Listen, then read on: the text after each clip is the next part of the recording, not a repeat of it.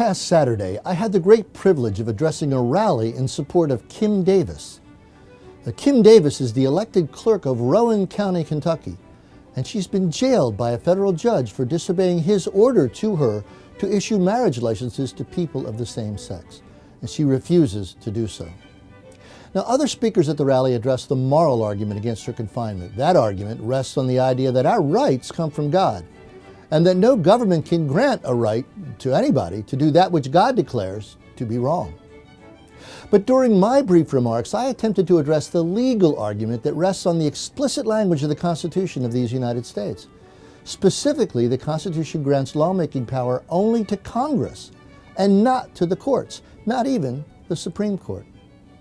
You see, Article 1, Section 1, the very first sentence of the Constitution says this: all legislative power herein granted is vested in a Congress. So if all federal lawmaking power is in Congress, then how much is left over for the courts?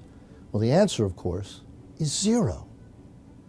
Under our Constitution, courts render opinions in cases and controversies that come before them. They do not make laws. It follows, therefore, that there is no law that Kim Davis has broken, and therefore there is no legal reason to detain her further. Now, this same argument, by the way, has been made by presidential candidate Mike Huckabee, former governor of Arkansas. And also, this argument is now being discussed nationally by leaders like Glenn Beck and David Barton and Senator Rick Santorum. Now, why is this important? Well, for years, courts have been issuing opinions and claiming to themselves lawmaking powers that they don't legally or morally have. This case is bringing attention to that usurpation. You see, traditionally, courts have used the Equal Protection Clause or the Due Process Clause of the 14th Amendment to establish national policy. In effect, they use these clauses to accomplish an end run around the clear meaning of the words of our Constitution.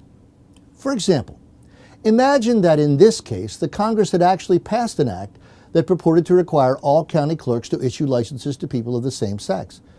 Well, since the Constitution does not include this activity in one of the enumerated powers of the federal government, such an act would be void by the terms of the 10th Amendment. But the federal courts have effectively bypassed this limitation on federal power through court opinions that purport to be, but are not in fact, law. Ask yourself this question: how can the courts enforce a law that Congress cannot make? So the proper legal constitutional authority of the courts is now being openly and nationally discussed because of Rowan County Clerk Kim Davis. This is a blessing. And this is the question in the present case. If there is a law that requires Clerk Davis to issue such a license, then what legislature voted on it and passed it? What executive signed it? What are its terms? What does it say, and where is it written? Well, essentially, it comes down to this: show us the law or free Kim Davis.